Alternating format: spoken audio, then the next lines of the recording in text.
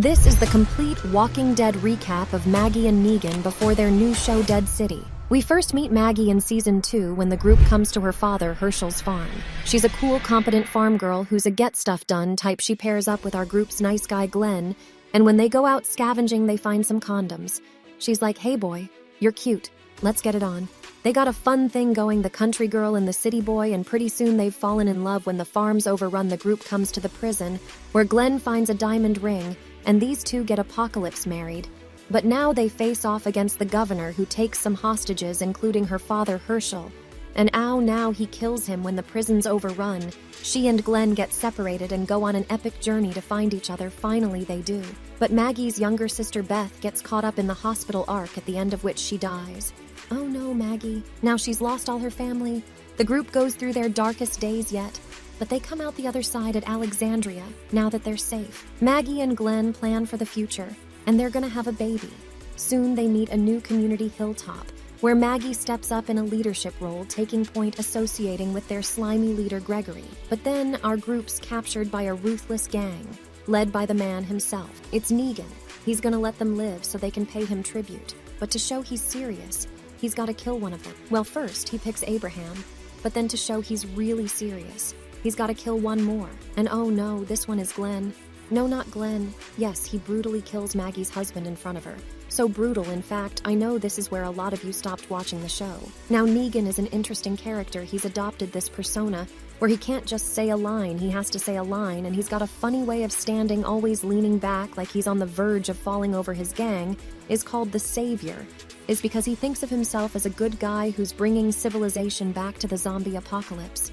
But he's not a good guy. He's a megalomaniac that enjoys lording his power over people. He has his own code, though he's a real stickler for the rules. If you break any iron to the face, he has a soft spot for kids, though. When Carl tries to kill him, he cooks some spaghetti for adults, though absolutely no mercy. So Maggie mourns Glenn and makes her new home at Hilltop because they have a baby doctor here. She wants Hilltop to rise up and fight Negan, but the current leader, Gregory's a coward. In fact, Maggie starts to show that she's a better leader, and soon the people of Hilltop elect her later. Gregory tries to kill her, which doesn't work out well for him, and by this point she'd given him multiple second chances. So Maggie finally hangs him, so our good communities band together to fight Negan in all-out war. It's a season-long gunfight with lots of ins and outs, but eventually Rick Cow gets Negan. But Rick doesn't kill him. He sentences him to life in prison to show that this new world can be merciful. Maggie does not agree with this decision. She busts in to kill Negan herself, but when she sees how much he hates confinement, she changes her mind, leaves him here to rot, but Maggie's ready to start somewhere fresh. So when she meets this woman, Georgie, who's traveling around trying to help out other communities, Maggie's like, yeah, let me roll with. Now we have a time. Jump Negan's better adjusted to his life in captivity, found a new purpose as the funny man who lives under the stairs.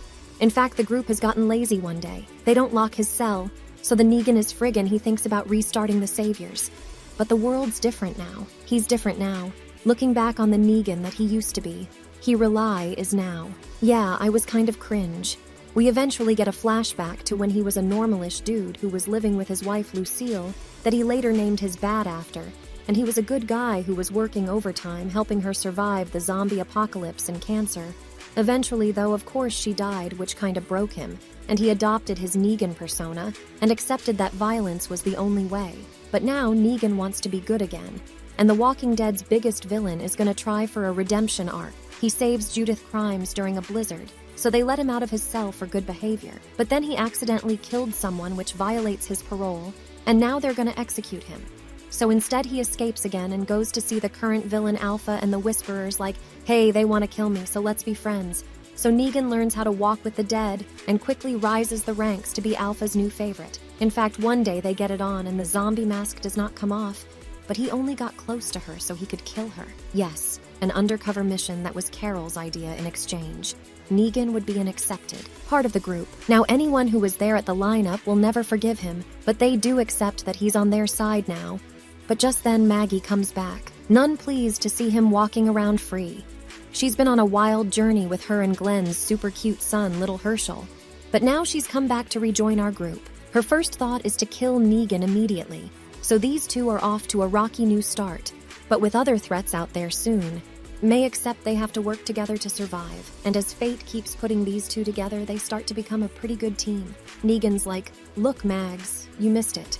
But I've had a redemption arc," but he does not apologize for killing Glenn. In fact, he stands by it, does the right decision at the time. So yeah, Maggie still hates him. They realize this group ain't big enough for both of them, so Negan leaves to find a new one. A short time later, Maggie faces off against the Commonwealth. She helps a new group defend against them, and wouldn't you know it, there's Negan. And when her son Herschel is captured, it's Uncle Negan who busts in to save him. But whoa, don't call him Uncle Negan, that's the psycho who killed my father. Negan's like, "Yeah, kids, sorry about that." So they put this beef on hold now. Saving her son goes a long way for Maggie to start trusting Negan more. And in fact, Negan has a family now because he got Apocalypse married and his wife's already pregnant. Eventually, the Commonwealth captures them, and Negan finds himself on his knee, is about to be executed with his wife and unborn child. They end up getting saved. But now Negan understands what he put Maggie through by killing Glenn. He finally says those magic words, "I'm so sorry." Look, man, thanks for finally saying sorry. Except that you're a better person now, and I even trust you. But I can never fully forgive you. So Negan comes to realize redemption isn't some arc he completes. It's something he'll spend the rest of his life doing, so as the group is set to live happily ever after. Negan realizes his presence will always make things awkward. So he graciously leaves, but turns out Maggie is leaving too. There's still a lot of other communities out there that need her help, and she's gonna go help him. And so somehow Maggie and Negan will have to team up once again for a new adventure in New York in their new series Dead City. If you like this recap, hit that subscribe button for more of the best recaps of TV and movies.